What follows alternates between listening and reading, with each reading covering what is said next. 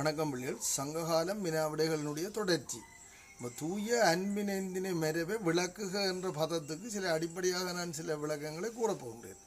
சங்ககாலத்திலே மக்கள் இயற்கையோடு ஒட்டி வாழ்ந்திருக்கின்றார்கள்.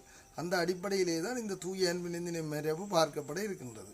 தூய அன்பினை மெரவு தான் முதன்மை பெற்றிருக்கின்றது. ஏறத்தாழ 1800 பாடல்கள் கிடைத்திருக்கின்றன. அந்த 2382